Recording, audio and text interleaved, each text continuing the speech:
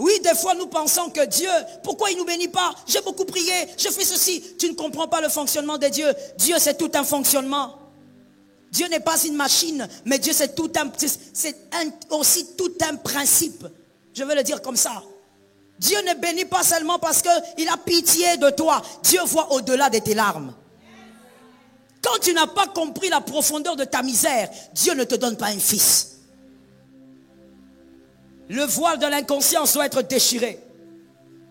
Beaucoup de gens prient, beaucoup de gens jeûnent, mais très peu sont exaucés. Aussi parce que le voile de l'inconscience n'a pas été déchiré. Des personnes à qui tu avais fait du bien, mais aujourd'hui que tu es dans la galère, les mêmes personnes viennent te rappeler que tu ne vaux rien. Des fois quand elles parlent, ces personnes, tu regardes, tu dis, mais j'avais fait du bien à celui-là, mais c'est la même personne qui te méprise. Des personnes à qui tu as... Il y a une différence entre sentir la souffrance et connaître la profondeur de sa souffrance. La plupart des gens, même qui sont ici, vous connaissez, vous sentez la douleur quand vous souffrez. Vous sentez le mal de votre misère, mais vous n'avez pas encore réalisé la profondeur de votre misère. Vous n'avez pas encore réalisé que votre misère, elle est tellement profonde qu'il n'y a que la main de Dieu qui peut aller là-bas. Alors Dieu, quand il vient te délivrer, il ne va pas d'abord te délivrer, il déchire d'abord un voile. Il comprend que tu souffres, mais il comprend aussi que tu ne comprends pas.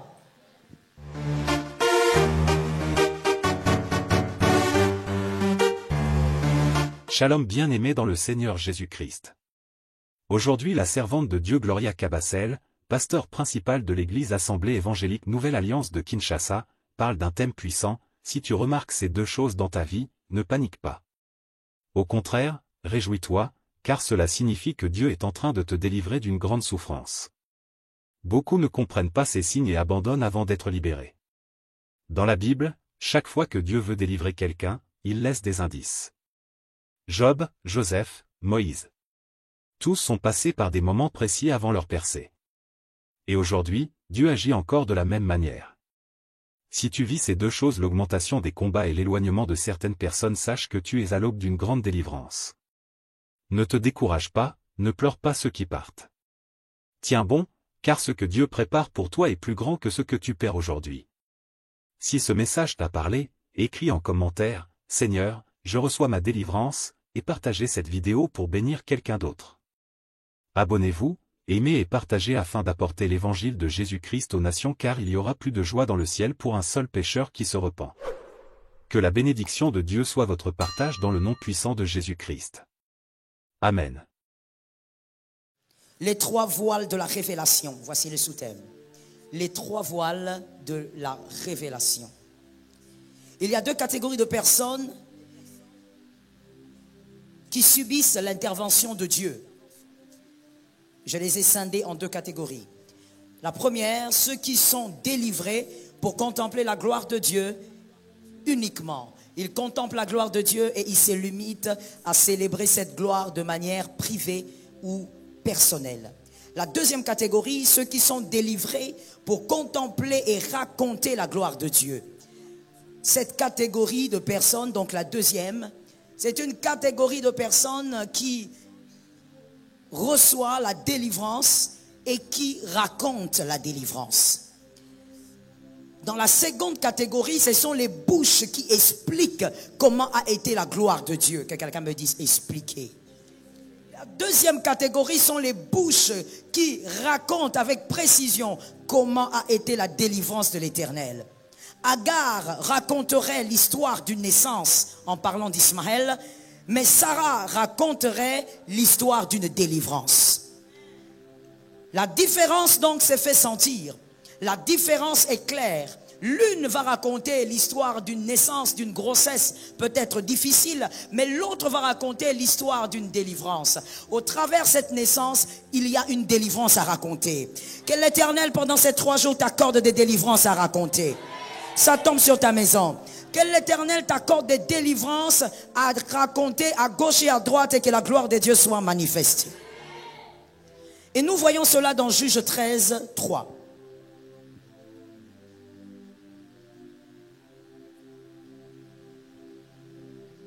Juge 13, verset 3. La Bible dit, Un ange de l'Éternel apparut à la femme et lui dit, voici tu es stérile, que quelqu'un me dit stérile. Voici tu es stérile et tu n'as point d'enfant. Quelle introduction! Tu deviendras enceinte et tu enfanteras un fils. Je reprends la parole de Dieu, tu as raté l'opportunité de dire amen. Un ange de l'Éternel apparut à la femme et lui dit, voici tu es stérile et tu n'as point d'enfant. Tu deviendras enceinte et tu enfanteras un fils. Ça tombe sur ta vie. Quel genre de salutation, quel genre de traduction. Marie, elle, quand on est venu la voir, l'ange a dit, la grâce est tombée sur toi, l'Éternel est avec toi. Lorsque l'Éternel va voir Gédéon, il dit, vaillant héros, l'Éternel est avec toi. Mais c'est quel genre d'introduction? Une introduction étrange. Une introduction qui rappelle d'abord à la femme de Manoah, pour celui qui n'a pas compris, il s'agit de la femme de Manoah, qui rappelle d'abord à la femme de Manoah qu'elle est stérile. Rappelle à la femme de Manoah qu'elle n'a pas d'enfant. Je pose la question à quelqu'un, est-ce qu'elle ne le sait pas? Elle le sait. La Bible dit d'ailleurs qu'elle a vécu des années, elle n'enfantait pas. Mais c'est quel genre d'ange là qui vient et qui vous rappelle d'abord votre souffrance? C'est que tu dis, je le sais. C'est quel genre d'ange là qui vient et qui commence d'abord par vous donner une parole de connaissance qui vous rappelle votre douleur. Il commence d'abord par rappeler à cette femme sa douleur. En dehors d'être une parole de connaissance, c'était d'abord un rappel. Que quelqu'un me dise rappel. C'était d'abord un rappel à son intelligence. Il voulait rappeler à son intelligence ce qu'elle savait déjà, certes. Mais il voulait aller au-delà. Que quelqu'un me dise au-delà. Il voulait que la femme de Manoah n'oublie pas la profondeur et la hauteur de sa souffrance. Est-ce que quelqu'un m'a entendu? Il voulait que la femme de Manoah se rappelle, se souvienne et pénètre même la hauteur et la profondeur de sa souffrance. C'est une parole qui vient rappeler. Pourquoi? Premièrement, parce que la conscience de votre misère crée le respect du miracle qui vient. La conscience profonde de votre misère, c'est-à-dire de votre souffrance, de votre galère, ça crée le respect d'un miracle que tu attends. Et quand le miracle vient, tu as un profond respect pour ce miracle. Que quelqu'un me dise profond. Tu as un profond respect pour ce miracle. Tu n'es pas comme les gens de personnes qui sont bénis et qui abandonnent Dieu. Non, tu as un profond respect parce que tu sais d'où tu viens. Tu sais d'où vient ce miracle. La conscience de votre misère fera de votre délivrance un sujet d'enseignement. Quand tu es conscient de la profondeur de ta souffrance, lorsque Dieu te délivre, tu ne dis pas seulement « je suis délivré ». Tu commences d'abord par nous raconter la profondeur de ta délivrance. Quand ça tombe sur quelqu'un d'intelligent. Tu ne viens pas d'abord nous dire « voilà, regardez ce que Dieu a fait pour moi ». Tu commences d'abord par nous expliquer d'où Dieu t'a tiré, d'où Dieu t'a sorti, combien ça a été difficile et la main de Dieu a fait l'impossible. Ah, ça tombe sur moi-même. La main de Dieu a fait l'impossible. Pourquoi? Parce que l'ange est venu te rappeler la profondeur de ta douleur. L'ange vient rappeler la profondeur. Voici donc le premier voile qui doit être déchiré quand l'Éternel veut délivrer un homme. Le premier voile qui doit être déchiré, c'est le voile de l'inconscience. Le voile de l'inconscience doit être déchiré. Beaucoup de gens prient, beaucoup de gens jeûnent, mais très peu sont exaucés. Aussi parce que le voile de l'inconscience n'a pas été déchiré. Ils ne sont pas, ou elles ne sont pas conscientes de leur souffrance. Tout dépend de ce que Dieu veut faire de ta délivrance. Si Dieu veut faire de ta délivrance un sujet de célébration personnelle, il va te délivrer comme ça, sans déchirer le voile. Mais si Dieu veut faire de ta célébration un enseignement, il doit d'abord déchirer le voile. C'est-à-dire qu'il vient te délivrer, mais avant de te délivrer, il te rappelle d'abord combien profond tu souffres. Combien profondément tu es dans la galère. Il te rappelle ce que tu sais, mais il te fait réaliser ce que tu ne vois pas. Il te fait réaliser combien ta souffrance est profonde. Et Dieu s'organise. Que quelqu'un me dise, Dieu s'organise. Ah oui, Dieu s'organise. Il permet que les personnes, comme la femme de Job, ne manquent pas autour de toi. Selon Job 2,9. Que ce genre de personnes ne manquent pas autour de toi. Job 2,9. Des personnes qui ont mangé avec toi, des personnes qui ont goûté à ta paix, qui ont goûté à ta gloire, des personnes qui ont vécu des bons moments avec toi. Mais quand tu es dans la galère, ils viennent te rappeler combien tu n'es rien. Des personnes à qui tu avais fait du bien, mais aujourd'hui que tu es dans la galère, les mêmes personnes viennent te rappeler que tu ne vaux rien. Des fois quand elles parlent, ces personnes, tu regardes, tu dis, mais j'avais fait du bien à celui-là. Mais c'est la même personne qui te méprise. Que quelqu'un me dise, Dieu s'organise. Ça ne sert à rien d'haïr ces personnes, c'est Dieu qui s'est organisé. Parce qu'il doit te rappeler combien est profonde ta souffrance. Combien ta misère est grave. Il y a une différence entre sentir la douleur et comprendre la profondeur de sa misère. Voilà pourquoi vous verrez que dans la vie comme d'une personne comme Anne, Dieu avait permis qu'elle sente la douleur de la stérilité. Mais Dieu avait laissé aussi le deuxième degré, c'est-à-dire la profondeur de sa misère. Qui lui rappelait la profondeur de sa misère? Pénina. Il y a une différence entre sentir la souffrance et connaître la profondeur de sa souffrance. La plupart des gens, même qui sont ici, vous connaissez, vous sentez la douleur quand vous souffrez. Vous sentez le mal de votre misère, mais vous n'avez pas encore réalisé la profondeur de votre misère. Vous n'avez pas encore réalisé que votre misère, elle est tellement profonde qu'il n'y a que la main de Dieu qui peut aller là-bas. Alors Dieu, quand il vient te délivrer, il ne va pas d'abord te délivrer, il déchire d'abord un voile. Il comprend que tu souffres, mais il comprend aussi que tu ne comprends pas. Il comprend que tu as mal, mais il comprend que tu ne réalises pas la douleur et la profondeur de cette misère. Et donc Dieu va te rappeler ce que tu vis. Dieu va s'organiser pour qu'il y ait des gens autour de toi comme Eliab. Selon 1 Samuel 17, 28. 1 Samuel 17, 28. Les Eliab vont venir te rappeler combien tu n'es rien. Et ils vont te le rappeler en public. Devant les gens. Ils vont te rappeler combien tu es petit. Malgré que tu as étudié, tu n'as rien. Lui n'a pas étudié comme toi, mais il est quelque chose. Et Dieu va s'organiser pour que ces gens-là viennent devant toi-même en public. Qu'ils viennent t'humilier devant les autres. Là où toi tu te sens un peu important, Dieu t'envoie un Eliab. Et lorsqu'Eliab va te mépriser, tu vas te mettre là, tu dis, oh c'est pas possible, j'ai vraiment touché le fond. Quand tu vas réaliser que tu as touché le fond, tu sauras qu'il n'y a qu'une seule main qui peut arriver au fond. Je bénis les fils qui ont entendu. Lorsque tu vas toucher le fond, c'est là que tu réaliseras qu'il n'y a qu'une seule parole qui peut arriver au fond et te sortir. C'est là que tu verras, mon frère, dis à ton frère ou à ta soeur, dis-lui, c'est là que tu verras la différence dans la réaction. Tu verras maintenant quand quelqu'un est délivré du mal, un autre, il célèbre Dieu, il annonce à tout le monde ce que Dieu a fait pour lui et il s'accroche encore à Dieu. Mais tu verras aussi quelqu'un d'autre, Dieu l'est délivré de très loin, il célèbre, mais c'est une occasion pour lui pour aller dans le bar. Comme si quand il galérait, c'était le barman qui le nourrissait. Comme si quand il galérait, c'était dans ce bar-là qu'on lui donnait des vêtements. Mais dès que Dieu bénit, il achète la première veste, il va avec dans le bar.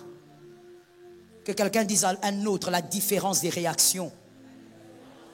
Je n'ai pas dit que tu parles à toi-même, j'ai dit dis à quelqu'un la différence des réactions. Oui, des fois nous pensons que Dieu, pourquoi il ne nous bénit pas? J'ai beaucoup prié, je fais ceci. Tu ne comprends pas le fonctionnement de Dieu. Dieu c'est tout un fonctionnement. Dieu n'est pas une machine, mais Dieu c'est aussi tout un principe. Je veux le dire comme ça. Dieu ne bénit pas seulement parce qu'il a pitié de toi. Dieu voit au-delà de tes larmes. Quand tu n'as pas compris la profondeur de ta misère, Dieu ne te donne pas un fils.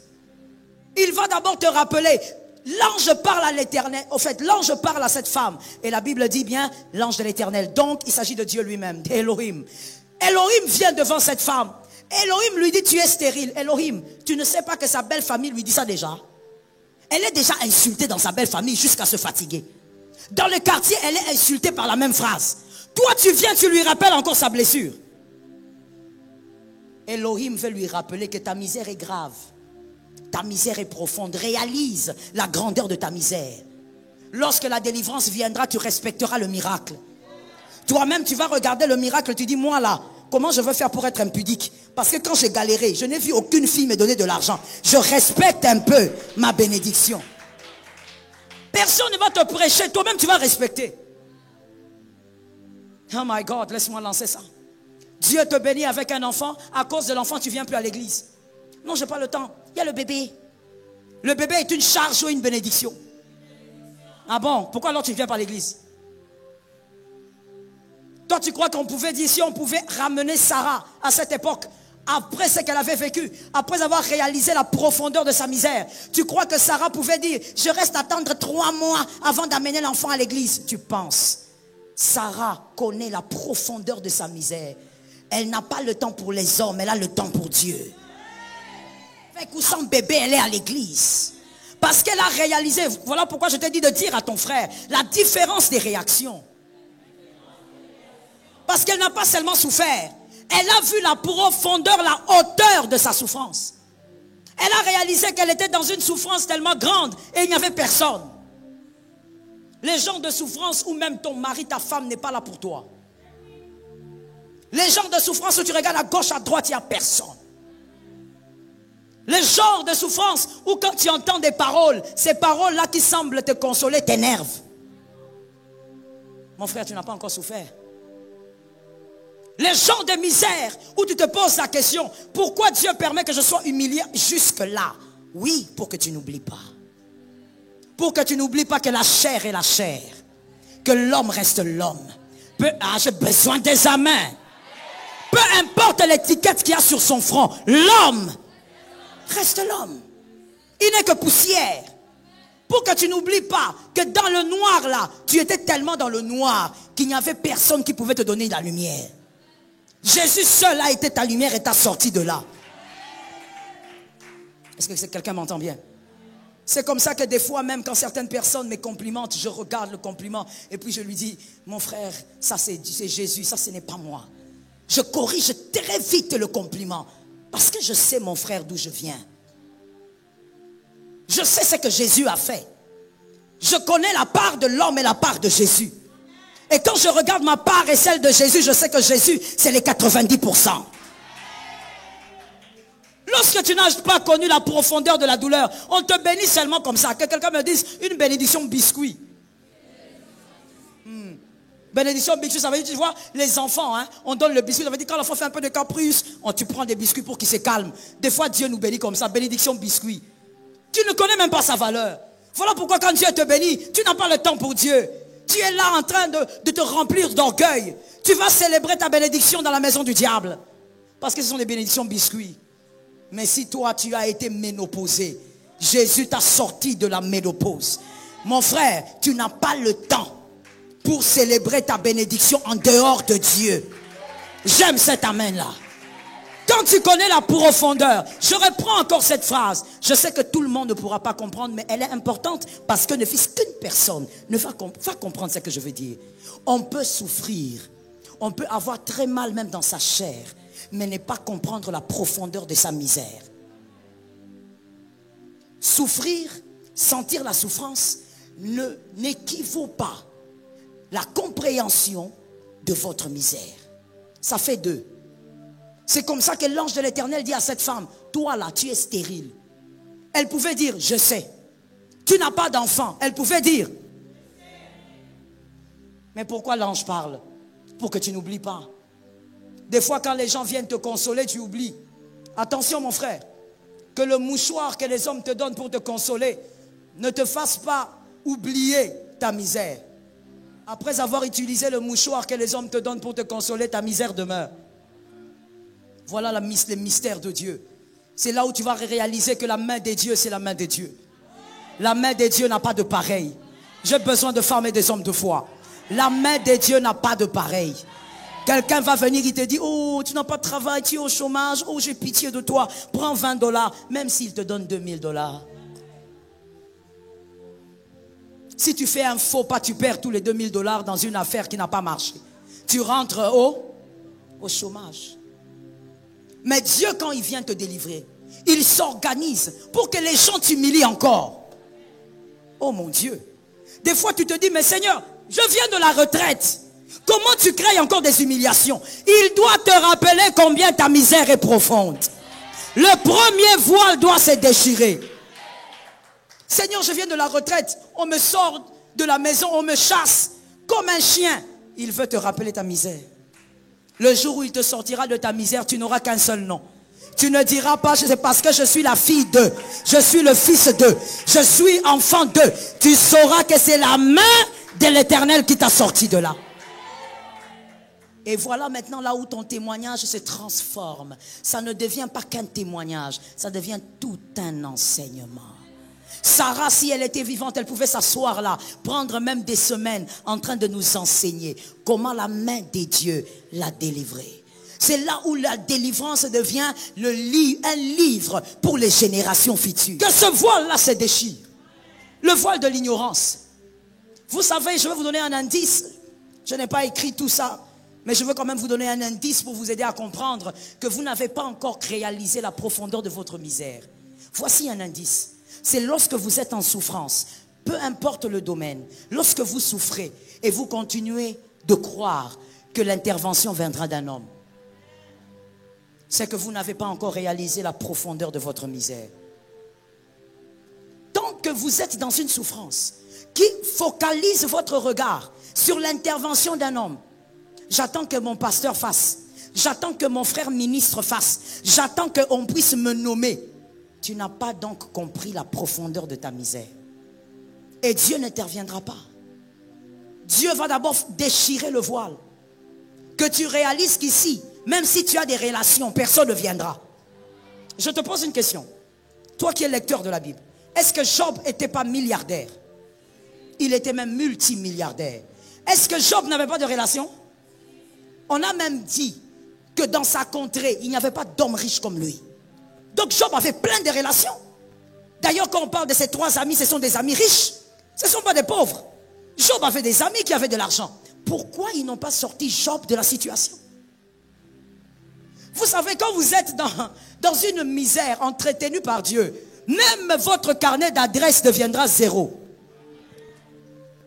C'est-à-dire, tu connais des gens. Moi, je connais des gens comme ça. Hein. Quand vous sortez avec elle ou avec lui, vous êtes étonné. Quand vous sortez, tout le monde l'arrête. Oh mon frère, comment tu vas?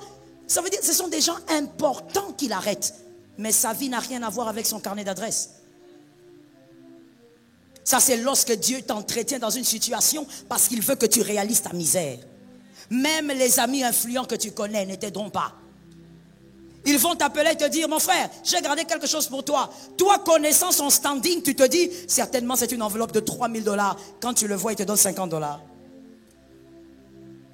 Dieu entretient le système. Que quelqu'un me dise le système. Oui, Dieu entretient le système. Pourquoi? Parce qu'il ne veut pas que tu oublies d'où tu es venu. Il veut que ton témoignage soit un enseignement que tu vas raconter à tes enfants. Que tu dises à tes enfants, j'étais très bas, l'Éternel m'a positionné. Je sortais du néant. J'ai pitié de celui qui n'a pas dit amen. Je sortais du néant, l'Éternel m'a positionné. Je n'avais nulle part où aller. L'Éternel m'a positionné. Oh mon Dieu, vous savez, quand vous avez une foi pareille, vous communiquez la même foi à vos enfants. C'est comme ça qu'Isaac, on pouvait venir, on chasse Isaac. Il a creusé un puits, il y a de l'eau, on le chasse. Isaac ne se bat pas, parce qu'il est le fils d'Abraham. Il y a quelqu'un qui n'a même pas compris. Je ne parle pas d'un fils, je ne parle pas de l'alliance. Je reprends. Je ne parle pas de l'alliance. Isaac, il creuse un puits. C'était sec, il n'y avait rien. Il creuse et puis il y a de l'eau qui sort. Et les habitants, les autochtones viennent. Non, pars. Il chasse Isaac. Isaac part sans se battre. Parce qu'il est le fils d'Abraham. Abraham, le père de la foi. Abraham a transmis sa foi à son fils. Son fils sait que même si on le chasse ici, là à côté, il va sortir les eaux. Lorsque l'Éternel va te délivrer de sa main puissante, ce que tu vas enseigner à tes enfants sera pour eux un enseignement pour toute la vie. Ils vont naviguer dans la foi. D'ailleurs, je dis à quelqu'un, tes enfants ne sont pas comme les enfants de certains. Toi, tes enfants doivent naviguer dans la foi. Arrête de me présenter seulement des enfants bien habillés. Arrête de me présenter seulement tes filles très bien coiffées. Présente-moi des enfants bien habillés, capables de me dire, Mother, prie pour moi. Je crois que je vais guérir. Parce que dès l'enfance, l'enfant croit au miracle. Ça tombe sur toi. Dès l'enfance, l'enfant croit. Pourquoi l'enfant croit? Parce qu'il a eu un père. Parce qu'il a eu une mère. Ne sois pas là seulement de façon, dans la distraction. Il faut avoir de l'argent. Il faut avoir ceci. Tout ça c'est bien, mais la foi c'est mieux. Est-ce que quelqu'un m'entend bien? Laisse-moi parler à un parent qui est ici. Et même aux célibataires, entendez bien, c'est bien pour vous. Vous savez, malgré tout l'amour que vous pouvez avoir pour vos enfants, vous ne pourrez pas empêcher certains combats dans leur vie. Même si tu coupes tous les liens du monde. Salomon a ses combats. Même si tu enlèves, tu arraches, tu rabotes, tu aplanis, ton fils, ta fille aura toujours ses combats qu'il va affronter seul. Et peut-être même tu ne seras plus vivant. Et donc mon frère, la maison là, si tu ne laisses pas à ton fils plus que la maison, il va fuir la maison que tu lui laisseras. Les degrés des démons qu'il va voir dans cette maison là, il fuira la maison que tu vas lui laisser. Au-delà de la maison, laisse-lui la foi. Parle-lui de ce que Dieu avait fait pour toi. Que ça soit un témoignage, enseignement. Et que ton fils ait la foi d'avancer. Avec ou sans les hommes qu'il avance. Que ton fils dise devant les obstacles. Ma mère n'est pas là. Mon père n'est pas là. Mais j'ai quelque chose. J'ai la foi au Dieu de ma mère, au Dieu de mon père. Je passerai malgré le combat. Et qu'il passe malgré le combat. Voilà pourquoi Dieu permet que le premier voile se déchire, que nous ayons des témoignages, enseignements. Des témoignages qui feront à ce que quand tu ouvres la bouche, quelqu'un dit, mon frère, attends. Il prend la chaise, il se met, il prend les cahiers, il prend le bic. Il veut noter ce que Dieu a fait pour toi. Il se demande comment tu as fait pour rester enfant de Dieu dans une telle misère. Que quelqu'un me dise, moi je resterai. Tu as parlé avec mollesse. Je dis que quelqu'un me dise, moi je resterai. Tu dois rester. Que quelqu'un se dise dans son cœur, quand la chose s'empire, c'est parce que Dieu veut me voir rester. Dieu veut te voir demeurer. Dieu veut te rappeler que regarde, tu étais bien. Où sont passées les personnes sur qui tu t'appuyais? Où sont passées les promesses des hommes? Oh my God. Il y a quelque chose que j'ai remarqué. Quand Dieu te promet des choses, c'est là que les hommes aussi viennent avec leur bouche pour te promettre des choses. Ils viennent de partout comme si on les a envoyés. Des fois, quelqu'un te promet des choses, tu lui dis, frère, est-ce que je t'ai demandé? Il commence à te promettre, tu vois, en cette année, voici ce que je ferai pour toi. Voici ce que... Des promesses venant de partout. Dieu s'organise pour que les hommes te promettent. Afin que tu saches qu'il n'y a qu'un seul qui promet, qui réalise. Il n'y a qu'un seul qui a l'autorité d'accomplir ce qu'il dit. Écoute, lorsque le Seigneur déchire ton voile de l'inconscience, voici ce qui se passe automatiquement dans ton cœur. Après des mois, après des jours, mais en tout cas ça va se passer. Tu ne pourras jamais aimer ta libération plus que le libérateur. Jamais. Oh, tu ne pourras pas. Voilà pourquoi Dieu s'organise pour que tu vives ces choses toi-même. J'ai beau t'enseigner ça, mais au-delà de l'enseignement, tu dois vivre toi-même. Il y a des gens qui aiment la libération plus que les libérateurs. Mon frère, tu as reçu une bénédiction biscuit. Une bénédiction biscuit. Dieu a eu vraiment pitié de toi. Dieu s'est fatigué de tes pleurs de tous les jours là. Et il t'a donné une bénédiction biscuit pour te consoler. Mais Dieu ne te délivrera pas des grandes souffrances. Lorsque Dieu te délivre d'une grande souffrance et que tu as réalisé la misère de ta souffrance, tu n'aimeras jamais la libération plus que le libérateur. Le libérateur sera pour toi toujours celui que tu célébreras au-dessus de tout. Même quand les hommes viendront pour te soulever, t'acclamer, tu te rappelleras qu'il y a quelqu'un qui est au-dessus. Le libérateur est plus grand que la libération. Dis ça à ton frère. Non, Dieu m'a délivré de la maladie. Le libérateur est plus grand. Jésus est plus grand que ta santé. Je suis d'accord avec moi-même. Jésus est plus grand que ta bonne santé. Non, Jésus m'a libéré, j'étais au chômage. Jésus m'a donné un travail. Jésus est plus grand que le travail qu'il peut te donner. Même si tu touches des millions, Jésus est plus grand. Mais quand Jésus t'a sorti de très loin, tu ne vas pas oublier ça.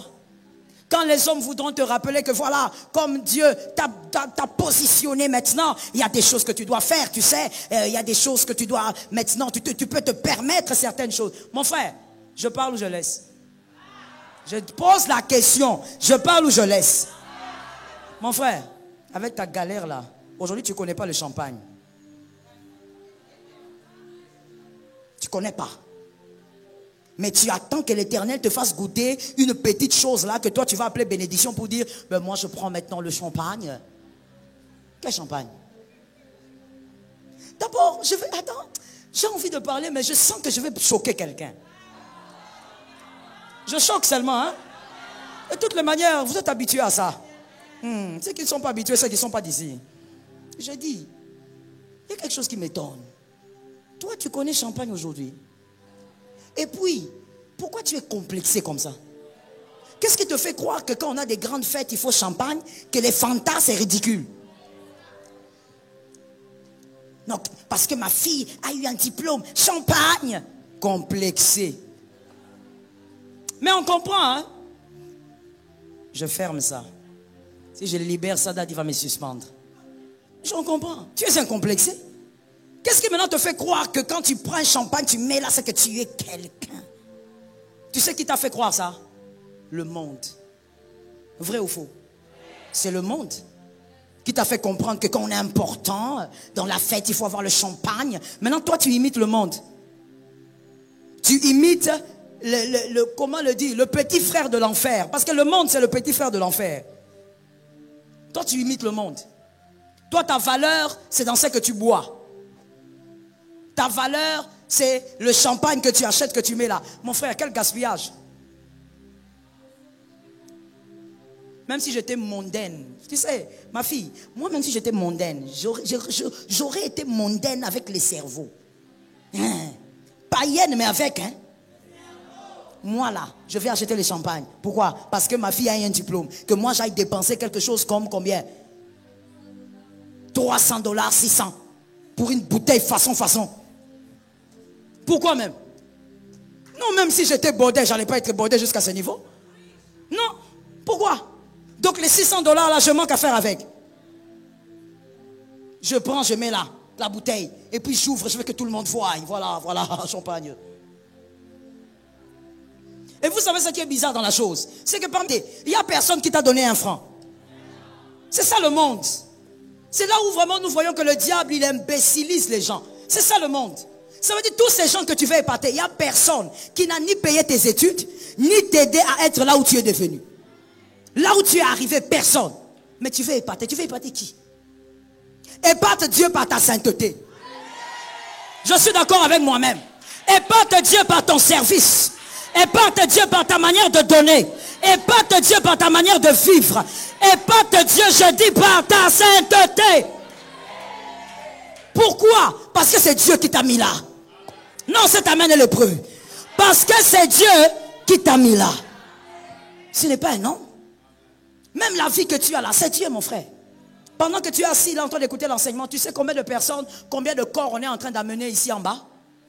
Tu sais? Tu n'étais pas meilleur. Il n'y a rien que tu as fait pour que Dieu te garde en vie. La vie d'abord que tu as, c'est Dieu. La position que tu auras, c'est Dieu. Épate Dieu, n'épate pas les hommes. Chaque jour, dis à Dieu, Seigneur, si je t'ai déplu, pardonne-moi. Mais aide-moi à faire ton plaisir. Aide-moi quand tu me regardes sur terre, que tu m'acclames. Par le Saint-Esprit que j'y arrive. Toi, tu veux épater les hommes. Les hommes t'ont donné quoi? Les hommes t'ont amené où? Pourquoi tu veux épater les hommes? Prends ton argent, mets en banque. J'ai besoin que les femmes me donnent un amen. Parce que tu vois, quand je parlais de ça, là, il y a très peu de femmes qui ont dit amen. Pourquoi? Parce que ce sont les femmes qui aiment les exagérations là inutiles.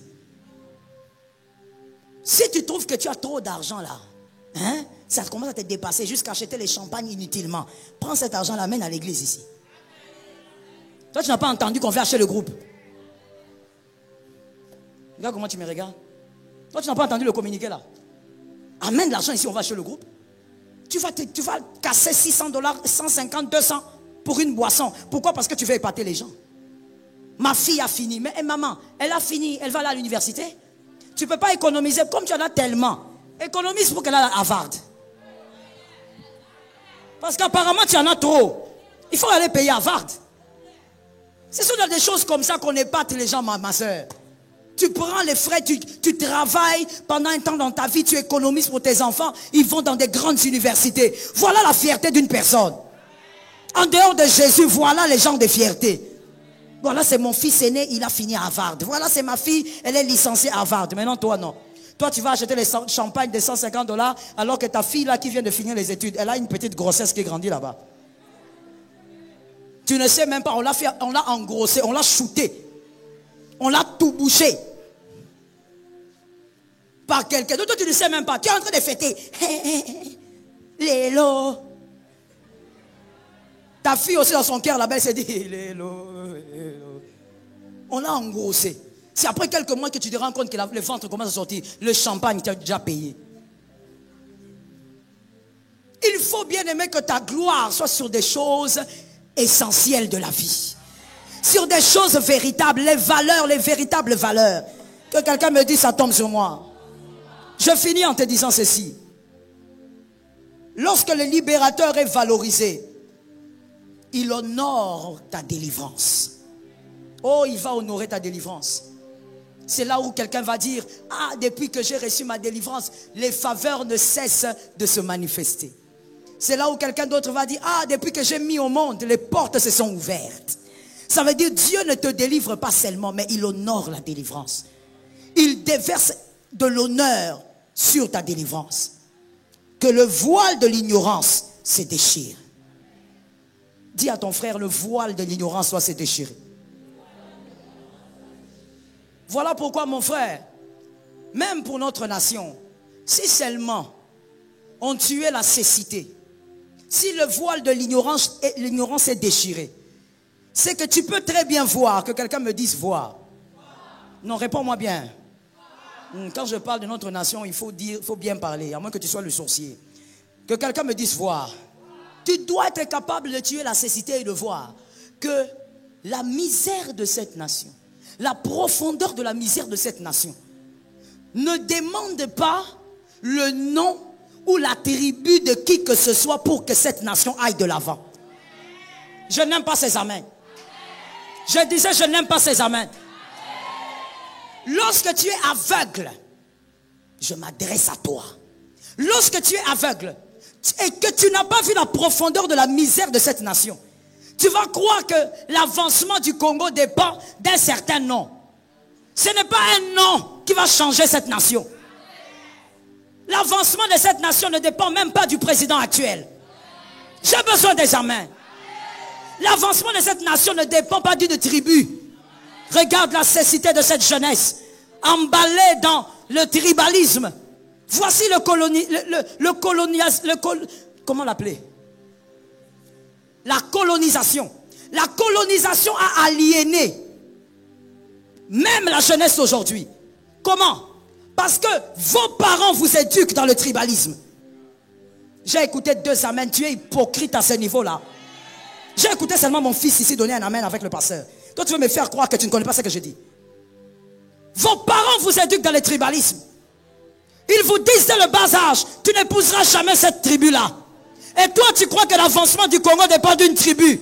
L'avancement du Congo ne dépend pas d'une tribu. Arrête d'être ignorant jusqu'à ce point. L'avancement du Congo dépend d'une idéologie. Non, il va. Toi, tu crois que si on met quelqu'un de ta tribu, c'est là que notre pays va avancer? Notre nation ne dépend pas d'une tribu quelconque. Son avancement ne dépend pas d'une tribu quelconque. Donne-moi des amens, ça me dérange. Il faut arrêter de dire, non, il faut seulement que Tshisekedi soit là. Non, il faut seulement que tel soit là. Ce n'est pas le nom d'un homme qui fera avancer notre pays. La misère de ce pays ne sera pas transformée par le nom d'un homme. Il faut avoir le voile pour réfléchir comme ça. Et ce qui est triste, c'est que ce tribalisme est même caché dans l'église. Très bien caché dans l'église, hypocrite. Hypocrite. Très bien caché dans l'église. Vous faites semblant ici. Mais vos pères vous ont déjà dit que telle tribu est un problème. Je te pose la question. Quand on te parle d'une tribu là, c'est un Congolais ou pas? Voilà pourquoi celui qui nous a colonisés, si je pense, il s'est toujours moqué de nous depuis le 30 juin 1900. Ils se sont moqués de nous jusqu'à aujourd'hui. Parce qu'ils ont toujours su que nous avons tellement un tribalisme enfantin que nous ne pourrons pas nous en sortir, même s'ils nous laissaient. Voici la preuve. Au lieu de parler d'un relèvement du Congo, nous commençons à parler tribu. Il ne s'agit pas de tribu. Au lieu de parler de la misère du Congo, nous parlons d'une certaine tribu qui doit être à la place. Il ne s'agit pas de ça. Quelle sottise que quelqu'un me dit, je veux être délivré.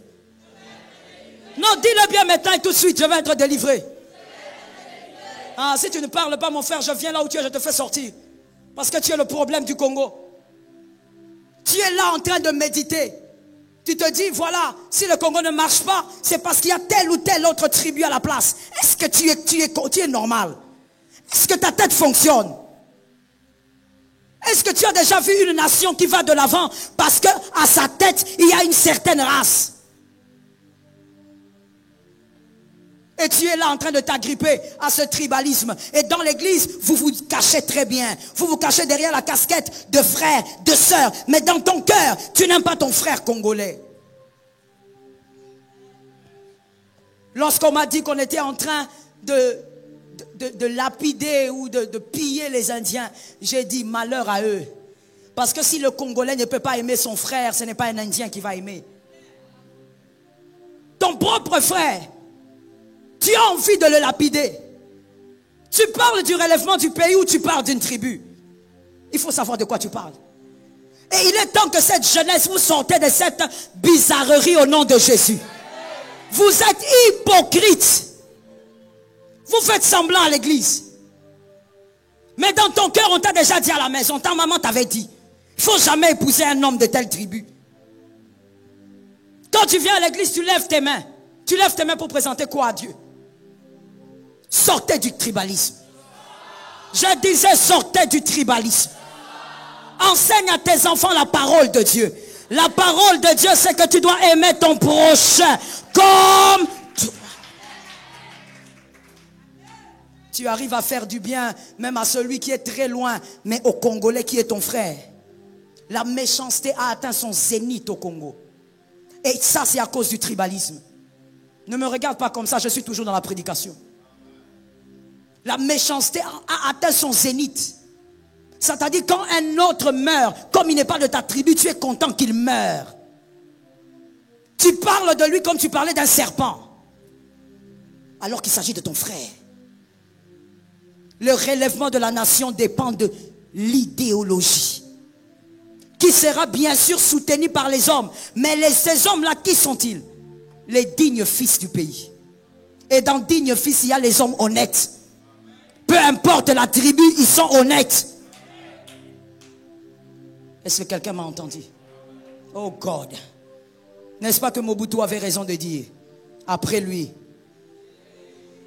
quel déluge. Et là où moi ça m'écoeure tellement, c'est de voir vous là, les jeunes gens que vous êtes, vous avez la semence. Même quand vous faites semblant, on sait voir ça. Vous avez la semence. Vous êtes tribaliste. Pourquoi? Parce que vous voulez faire ce que vos pères vous ont dit. Une fois j'étais enseigné ici en disant, un enfant fait tout ce que les parents disent.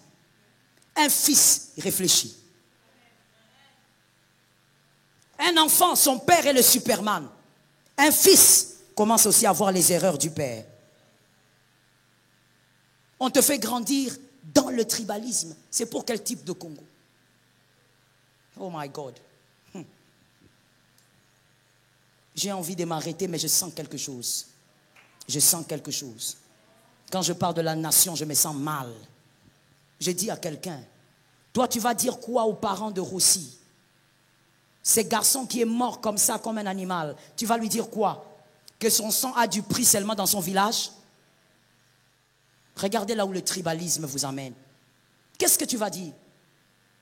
Tu vas dire que le sang de ces martyrs-là a du prix seulement dans les villages de son père? Sortez de cette saleté. On ne peut pas avoir un Congo grand avec ces genres de choses. Sortez de cette saleté. On croit à un Congo grand de demain, mais le Congo grand a été piégé par les jeunes d'aujourd'hui. Vous êtes des jeunes piégés. Vous avez le mal en vous. Il faut que l'Éternel nous fasse grâce. S'il ne délivre pas cette génération, qu'il nous donne une autre génération. Même si tu ne donnes pas un amen, ça se passe comme ça. Que Jésus transforme cette génération. Ou alors, qu'il nous donne une autre génération. Est-ce que quelqu'un m'entend bien? Et je dis à l'église, je dis à quelqu'un très bien ici, maintenant et tout de suite, que l'Éternel t'aide à sortir du tribalisme. Parce que ma soeur, mon frère, comme j'étais enseigné comme ça, parce que voici le principe de la Bible. Maintenant que tu connais la vérité, il n'y a plus d'excuses pour toi. C'est ce que la parole de Dieu dit. Maintenant que je t'ai enseigné, si je t'attrape dans les tribalismes, tu vas te demander de qui tu es fils. Tu vas oublier le nom de ton père, le nom de ta mère, tu vas oublier tout, même votre clan. Parce que s'il y a un lieu où il faut être transformé, c'est à l'église. On t'a enseigné des choses, mais sois transformé à l'église. Que l'Éternel te bénisse. Que Jésus bénisse sa parole. Tiens-toi debout, nous allons parler. Nous allons déclarer sur nos vies. Le Dieu qui déchire le voile. Le Dieu qui permet que le voile de l'inconscient soit déchiré. Que ce Dieu nous donne la force pendant le temps d'humiliation. Pendant le temps où les hommes nous rabaissent. Que Dieu nous donne la force de résister. Que Dieu nous aide à ne pas nous égarer à cause de l'humiliation des hommes. Que Dieu nous aide à rester ferme dans ses voies. Lève tes deux mains légèrement dans la présence. Je veux déclarer, tu vas seulement dire, Seigneur, solidifie ma foi. Au nom de Jésus. Par la puissance de Jésus. Par la grâce de Jésus. Malgré les humiliations. Malgré les humiliations multiples. Malgré ce que les hommes me font vivre. Je prie ce soir. Parle à Dieu, que le Saint-Esprit te soutienne. Shalom bien-aimés dans le Seigneur Jésus-Christ. J'espère que vous avez aimé cette vidéo. Abonnez-vous et partagez pour porter l'évangile de Jésus-Christ aux nations, car il y aura plus de joie dans le ciel pour un seul pécheur qui se repent. Merci de faire partie de notre famille où on défule Jésus-Christ.